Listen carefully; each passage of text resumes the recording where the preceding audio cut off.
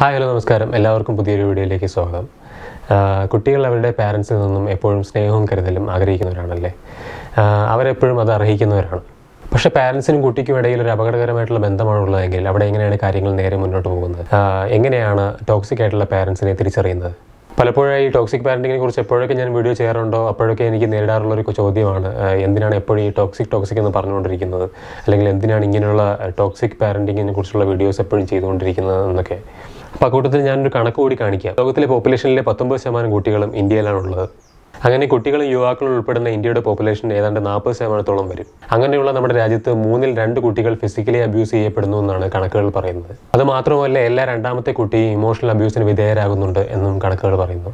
മാതാപിതാക്കൾ കുട്ടികളോട് പറയുന്ന ചില കാര്യങ്ങൾ അത് വേദനിപ്പിക്കുക എന്ന ഉദ്ദേശത്തോടെയാണെങ്കിലും അല്ലെങ്കിലും അത്തരം വേദനിപ്പിക്കുന്ന വാക്കുകളും ഓർമ്മകളും ഒരു കുട്ടിയുടെ ജീവിതകാലം മുഴുവൻ തന്നെ ഒരു മായാത്ത കളങ്കമായിട്ട് നിലനിന്നേക്കാം. പാരൻസ് എങ്ങനെയാണ് ഒരു കുട്ടിയെ റൈസ് ചെയ്യുന്നു എന്നുള്ളതാണ് ഒരു കുട്ടിയുടെ വ്യക്തിത്വത്തിൻ്റെയും ആ കുട്ടിയുടെ ആത്മവിശ്വാസത്തിൻ്റെയും ആ കുട്ടിയുടെ സ്വഭാവത്തിൻ്റെയും ഒക്കെ ഫൗണ്ടേഷൻ.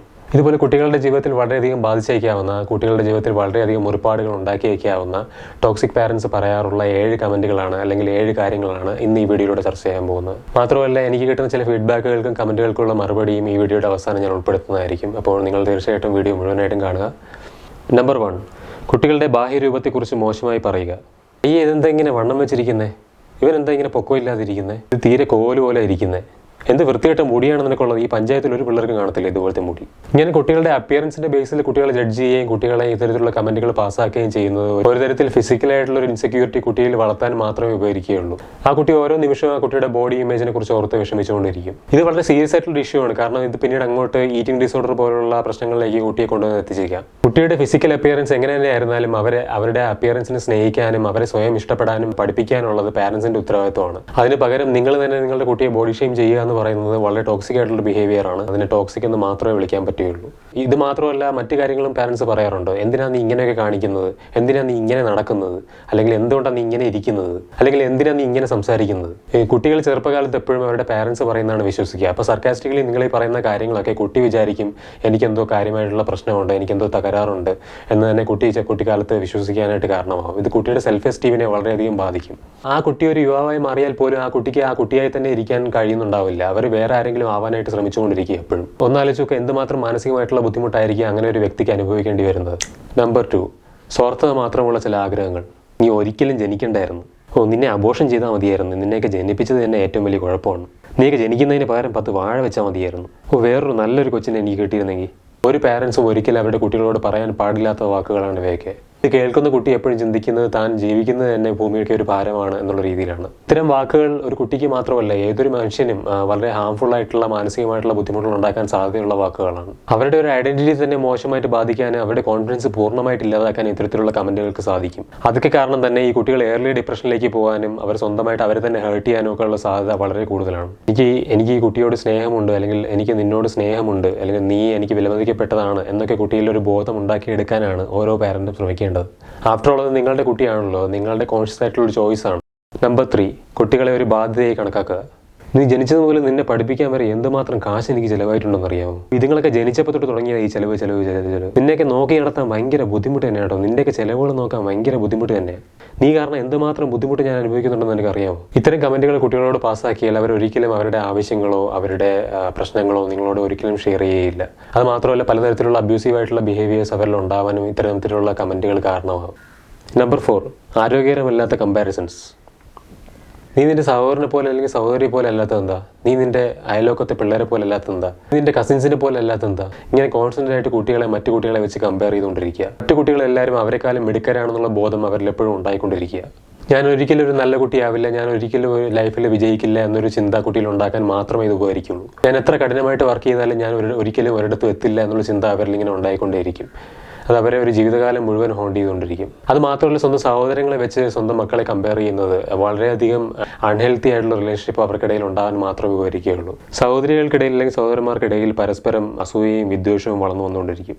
അത് പിന്നീട് അങ്ങോട്ടുള്ള അവരുടെ ജീവിതത്തെ പൂർണ്ണമായിട്ടും താറുമാറാക്കും. 2 അതിലധികമോ കുട്ടികളുണ്ടെങ്കിൽ ആ കുട്ടികളെ എല്ലാം അവരുടെ ഇൻഡിവിജ്വൽ ആയിട്ടുള്ള ക്യാരക്ടർ ഡെവലപ്പ് ചെയ്ത് കൊണ്ടുവരാനായിട്ടുള്ള സപ്പോർട്ട് കൊടുക്കാൻ, ഈക്വലായിട്ട് സപ്പോർട്ട് കൊടുക്കാനാണ് നമ്മൾ ശ്രമിക്കേണ്ടത്. ഇന്റർനെറ്റിൻ്റെയൊക്കെ ഈ കാലത്ത് ഇത്രത്തോളം പുരോഗമിച്ച ഒരു സമയത്ത് നമ്മൾ ഇപ്പോഴും അത് ചെയ്യുന്നില്ല എന്നുണ്ടെങ്കിൽ അത് നമ്മുടെ മാത്രം കുഴപ്പമാണ് എന്ന് നമ്മൾ മനസ്സിലാക്കണം. നമ്പർ 5, അധിക്ഷേപിക്കുന്ന വാക്കുകളും പ്രസ്താവനകളും. ഒരു വിഡ്ഢിയാണ്, നീ ഒരു ലൂസറാണ്, നീ ഒന്നിനും കൊള്ളില്ല, നീ ജീവിതത്തിൽ ഒരിക്കലും വിജയിക്കാൻ പോകുന്നില്ല, നീ ഒരു കാലത്തും നന്നാവാൻ പോകുന്നില്ല. ഇങ്ങനെയുള്ള പരാമർശങ്ങളൊക്കെ ഒരു കുട്ടിയുടെ സെൽഫ് എസ്റ്റീമിനെ പൂർണ്ണമായിട്ടും തകർക്കുന്ന കാര്യങ്ങളാണ്. അതുകൊണ്ട് കുട്ടികളെ അവരെ തന്നെ വിശ്വസിക്കാനും അവരുടെ കഴിവുകളെ പൂർണ്ണമായിട്ടും ട്രസ്റ്റ് ചെയ്യാനും ഒക്കെ പഠിപ്പിക്കേണ്ടതിൻ്റെ ഒരു ആവശ്യകത വളരെ വലുതാണ്. അത് നമുക്ക് കൂടുതലൊന്നും ചെയ്യേണ്ടി വരില്ല. നമ്മുടെ സപ്പോർട്ട് അവരോടൊപ്പം എന്നും ഉണ്ടാകും എന്നുള്ളൊരു ഉറപ്പ് മാത്രം അവർക്ക് കൊടുത്താൽ മതി. നമ്പർ 6, ഉപേക്ഷിച്ച് കളയുമെന്ന ഭീഷണി. ഇങ്ങനെയാണെങ്കിൽ നിന്നെ ഞാൻ എവിടെയെങ്കിലും ഉപേക്ഷിക്കും, ഞാൻ ഇവിടെ നിന്ന് എവിടെയെങ്കിലും ഇറങ്ങി പോവുകയെ, എനിക്കിത് പറ്റൂല, നാളെ നീ നേരം വെളുത്ത് എണീക്കുമ്പോൾ എന്നെ ഇവിടെ കാണില്ല. ഇങ്ങനെയുള്ള വാക്കുകളും പെരുമാറ്റങ്ങളും പല പാരൻസും കുട്ടികളോട് പ്രയോഗിക്കാറുള്ളതാണ്. ഇത് കുട്ടികളിൽ അബാൻഡ്മെൻറ്റ് ഇഷ്യൂസ് ഉണ്ടാക്കാനുള്ള സാധ്യത വളരെയധികം കൂടുതലാണ്. അവർ വിശ്വസിക്കുക അവരിഷ്ടപ്പെടുന്ന ആൾക്കാർ അവരെ എന്തെങ്കിലും ഉപേക്ഷിച്ചേക്കാം, കാരണം അവരുടെ സ്വഭാവം കാരണം, അവരുടെ കുറ്റം കാരണം നമ്മൾ എപ്പോഴെങ്കിലും ഉപേക്ഷിക്കും എന്നുള്ളൊരു ചിന്ത അവരുടെ ഉള്ളിൽ കടന്നുകൂടുന്നു. ഈ കുട്ടി വലുതായ ഒരു റിലേഷൻഷിപ്പിലായാൽ പോലും ഈ പറയുന്ന ഒരു പാർട്ട്ണറിനെ ട്രസ്റ്റ് ചെയ്യാനായിട്ടുള്ള ബുദ്ധിമുട്ടുകൾ ആ കുട്ടിക്ക് ഉണ്ടാകുന്നു. എപ്പോഴെങ്കിലും ആ പാർട്ണർ തന്നെ ഉപേക്ഷിച്ച് പോകുമോ എന്നുള്ള പേടി ഈ കുട്ടിയുടെ ഉള്ളിൽ വളർന്നു വരുന്നു. നമ്പർ 7, ഒരിക്കലും നടക്കാത്ത വാഗ്ദാനങ്ങൾ. നീ ഇങ്ങനെ ചെയ്തു കഴിഞ്ഞാൽ നിനക്ക് ഞാനത് വാങ്ങിച്ചു തരാം, ഞാൻ അവിടെ നിന്നെ അടുത്ത പ്രാവശ്യം കൊണ്ടുപോകാമേ, ഉറപ്പായിട്ടും കൊണ്ടുപോകാം. ഇങ്ങനെ നിങ്ങളെ കൊണ്ട് ഒരിക്കലും സാധിക്കാൻ പറ്റാത്ത കാര്യങ്ങൾ അല്ലെങ്കിൽ നിങ്ങൾക്ക് ചെയ്യാൻ പറ്റാത്ത കാര്യങ്ങൾ ഒരിക്കലും കുട്ടികൾക്ക് പ്രോമിസ് ചെയ്ത് കൊടുക്കരുത്.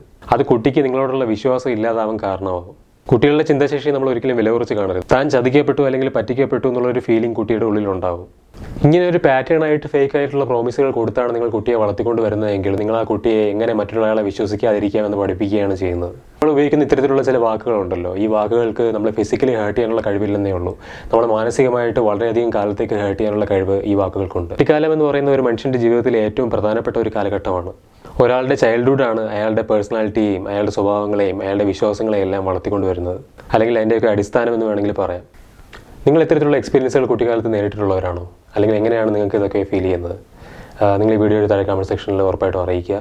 ഇനി കുറച്ച് റിലാക്സ് ആയിട്ട് നമുക്ക് ഓൺലൈനായിട്ടും ഓഫ്ലൈനായിട്ടും കിട്ടുന്ന കുറച്ച് കമൻറ്റുകൾക്കുള്ള മറുപടിയാണ്. നമുക്ക് സ്റ്റാർട്ട് ചെയ്യാം അല്ലേ? ഇയാൾക്ക് എപ്പോഴും ഈ ടോക്സിക് വീഡിയോസ് മാത്രമേ ഉള്ളൂ, വേറെ വീഡിയോസ് ഒന്നും ചെയ്യാനില്ലേ? ഞാൻ ഈ ടോക്സിക് ബിഹേവിയേഴ്സ് റിലേറ്റഡ് ആയിട്ടുള്ള വീഡിയോസ് ചെയ്യുന്നത് എന്തുകൊണ്ടാണെന്ന് വെച്ച് കഴിഞ്ഞാൽ ഇപ്പോഴും നമ്മുടെ സമൂഹത്തിൽ വളരെയധികം ആൾക്കാർ, ഒരുപാടധികം ആൾക്കാർ ഇത്തരം തെറ്റായിട്ടുള്ള പെരുമാറ്റങ്ങൾ വെച്ച് പുലർത്തുകയും നമ്മൾ സ്നേഹം കൊണ്ടാണല്ലോ എന്ന പേരിൽ തേനിൽ പൊതിഞ്ഞ് മറ്റേ വിഷം തരുന്ന പരിപാടിയാണ് ഇവിടെ പലരും ചെയ്തുകൊണ്ടിരിക്കുന്നത്.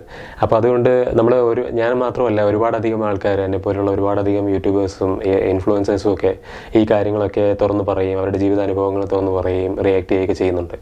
അപ്പോൾ അതിൻ്റെ ഭാഗമായിട്ടാണ് ഞാനും ഇത്തരത്തിലുള്ള വീഡിയോസ് ചെയ്യുന്നത്. അപ്പോൾ ഇത് ഞാൻ മാത്രം ചെയ്യുന്ന കാര്യമല്ല, ഇത് ലോകം മൊത്തവും ഇത്തരത്തിലുള്ള കാര്യങ്ങൾ പലരും തുറന്ന് പറയുന്നുണ്ട്. ഇതിൻ്റെ സൈക്കോളജിക്കലായിട്ടുള്ള വശങ്ങളൊക്കെ പറഞ്ഞുകൊണ്ടുള്ള വീഡിയോസും ആർട്ടിക്കിൾസും ഒക്കെ നിങ്ങൾക്ക് ആവശ്യം പോലെ ഇൻ്റർനെറ്റിൽ വായിക്കാൻ കിട്ടുന്നതാണ്. ഒരു 5 മിനിറ്റ് ടോക്സിക് പാരൻറ്റിങ്ങിനെ പറ്റിയും ടോക്സിക് പേഴ്സണാലിറ്റിയെ പറ്റിയൊക്കെ ഗൂഗിൾ സെർച്ച് ചെയ്ത് നോക്കിയാൽ മതിയായിരിക്കും. അപ്പോൾ എന്നെ പഠിക്കേണ്ട കാര്യമില്ല കാര്യത്തിന്. ഞാൻ 100% പെർഫെക്റ്റ് ആണെന്ന് എൻ്റെ ഒരു വീഡിയോയിൽ ഞാൻ അവകാശപ്പെടുന്നില്ല എന്നാണ് ഞാൻ വിശ്വസിക്കുന്നത്. അപ്പോൾ അങ്ങനെ ഒരു ധാരണ നിങ്ങളാരും വെച്ച് പുലർത്തേണ്ട കാര്യമില്ല. ആരും പെർഫെക്റ്റ് ഒന്നുമല്ല, തീർച്ചയായിട്ടും ആരും പെർഫെക്റ്റ് ഒന്നുമല്ല. പക്ഷേ നമ്മുടെ ഓരോ തെറ്റുകളെയും നമ്മൾ റെക്ടിഫൈ ചെയ്യുന്നുണ്ടോ, നമ്മൾ സ്വയം തിരുത്തുന്നുണ്ടോ എന്നുള്ളതിലാണ് കാര്യം. നമ്മൾ ലേൺ ചെയ്യുന്ന കാര്യങ്ങളൊക്കെ അൺലേൺ ചെയ്യുന്നുണ്ടോ, റീലേൺ ചെയ്യുന്നുണ്ടോ എന്നുള്ളതിലാണ് കാര്യം. ചെറിയൊരു ഓർമ്മപ്പെടുത്തലായിട്ട് നമ്മുടെ ഭരണഘടനയുടെ ആർട്ടിക്കിൾ 51 പറയുന്ന ഒരു കാര്യം ഇവിടെ കാണിക്കാം. എന്താ പാരൻസിന് മാത്രമേ മക്കളോട് ഉത്തരവാദിത്തമുള്ളൂ, മക്കൾക്ക് പാരൻസിനോട് ഉത്തരവാദിത്തമൊന്നുമില്ലേ? എൻ്റെ ഏറ്റവും പ്രിയപ്പെട്ട അടുത്ത ആൾക്കാരെന്നൊക്കെ കേട്ടിട്ടുള്ളൊരു ചോദ്യമാണിത്. നിങ്ങളൊരു കാര്യം മനസ്സിലാക്കേണ്ടത്, ഈ പാരൻറ്റിങ് എന്ന് പറയുന്നത്, കുട്ടി എന്ന് പറയുന്ന ആളാണ് നാളത്തെ ഫ്യൂച്ചർ എന്ന് പറയുന്നത്. കുട്ടികൾ എപ്പോഴും ഏറ്റവും പ്രിയപ്പെട്ടതാവുന്നത് അതുകൊണ്ടാണ്, കാരണം അവരാണ് നാളത്തെ ഫ്യൂച്ചർ, നാളത്തെ തലമുറ എന്ന് പറയുന്ന അവരാണ്. അപ്പോൾ അവരെയാണ് നമ്മൾ നേർവഴിക്ക് നയിക്കേണ്ടതും നേരെ രീതിയിൽ കൊണ്ടുവരേണ്ടതും. അപ്പോൾ അവർക്ക് നമ്മൾ തെറ്റായിട്ടുള്ളൊരു മാതൃക കാണിച്ചു കൊടുത്തിട്ട് നമ്മളതിന് ന്യായവാദങ്ങൾ പറയുകയും ന്യായീകരണങ്ങൾ പറയുകയും ചെയ്യുന്നതിന് യാതൊരു അർത്ഥവുമില്ല. അപ്പോൾ അത് നിങ്ങൾ മനസ്സിലാക്കാനുള്ള സാമാന്യബോധം നിങ്ങൾക്കുണ്ടെന്ന് ഞാൻ വിശ്വസിക്കുന്നു. ഈ ഉപദേശിക്കൽ സീരിയസ് ടൈപ്പ് വീഡിയോസ് ഒക്കെ ഉള്ളോ, ഈ വൈറലായിട്ടുള്ള കണ്ടന്റ് എല്ലാം ചെയ്ത് കുറച്ച് ആളെയൊക്കെ കൂട്ടിക്കൂടെ, കുറച്ച് സബ്സ്ക്രൈബേഴ്സിനെ കൂട്ടിക്കൂടെ? ഇതും ഞാൻ വളരെയധികം കേൾക്കാറുള്ള ഒരു കമൻറ്റും ഈ പറയുന്ന പോലെ ഓഫ്ലൈനായിട്ട് ഒരുപാട് കേൾക്കാറുള്ള ഒരു കാര്യമാണ്. എൻ്റെ ഒരു ചാനലിൻ്റെ ഉദ്ദേശം എന്ന് പറയുന്നത് ഇതുപോലെ നോളജബിൾ ആയിട്ടുള്ള കാര്യങ്ങൾ, ഇൻഫർമേഷൻ എന്നതിനേക്കാൾ ഉപരി നോളജ് നിങ്ങളിലേക്ക് എത്തിക്കുക എന്നുള്ളതാണ്. അത് നിങ്ങൾക്ക് പ്രാക്ടിക്കലി ജീവിതത്തിൽ ഉപകാരപ്പെടുന്ന കാര്യങ്ങൾ, പ്രായോഗികമായിട്ട് നിങ്ങൾ ജീവിതത്തിൽ പാലിക്കേണ്ട ചില മര്യാദകൾ, പാലിക്കേണ്ട ചില കാര്യങ്ങളെക്കുറിച്ചുള്ള അവയർനെസ് നിങ്ങളിലേക്ക് എത്തിക്കുക എന്നുള്ളതാണ് എൻ്റെ ഉദ്ദേശം. അപ്പോൾ ഒരു സാധാരണ യൂട്യൂബ് ചാനൽ എന്നതിനേക്കാൾ ഉപരി നിങ്ങളിലേക്ക് പ്രായോഗികമായിട്ടുള്ള അറിവ് എത്തിക്കുക എന്നുള്ള ഉദ്ദേശത്തോട് തുടങ്ങിയിരിക്കുന്ന ഒരു ചാനലാണിത്. ഈ ഒരു ചാനലിൽ നിന്ന് സാമ്പത്തികമായിട്ടുള്ള നേട്ടങ്ങൾ ഉണ്ടാക്കുക എന്നതിനേക്കാൾ ഉപരി നിങ്ങളിലേക്ക് ക്വാളിറ്റി ആയിട്ടുള്ള കണ്ടന്റ് എത്തിക്കുക എന്നുള്ള ഒരു ഉദ്ദേശമാണ് പ്രൈമറി ആയിട്ട് ഈ ചാനലിനുള്ളത്. അതുകൊണ്ട് തന്നെയാണ് ഇത്തരത്തിലുള്ള കണ്ടന്റുമായിട്ട് ഞാൻ മുന്നോട്ട് വരുന്നത്.